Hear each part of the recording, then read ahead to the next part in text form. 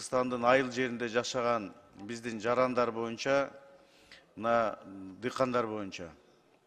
Биздин элдин негизги катмары айыл жеринде жашашат да. Шаардыктар Кудайга шүгүр десе болот. Айыл жеринде азыр жаз келип, жаз талай иштери башталды да. Айыл жеринде биздин жарандар негизинен айыл чарба менен алектенишет. Мен мисал катары айтайын, Нокен районунда бизде негизинен пахта эгет да.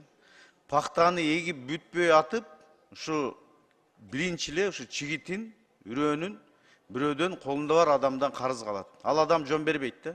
Жон бербейт, мага ушунча килограмм же ушунча тонна пахта бересиң дейт.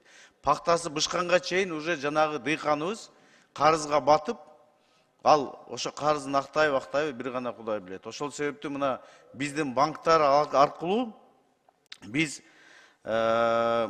биздин жеңилдетилген кредиттерди беришибиз керек. Туура, жеңилдетилген кредиттер берилип атат, бирок өтө мындай бир документтерди көп сурап атышат да, бюрократия.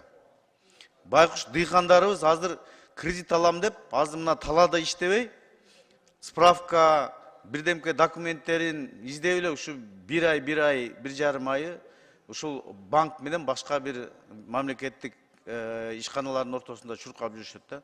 Ушул маселени карап, Алмаз Акынжанов, себеби биз айыл жеринде жашаган элди, айылдыктарды көтөрмөйүнчө биз Кыргызстаныбызды көтөрүш кыйын болуп калат да.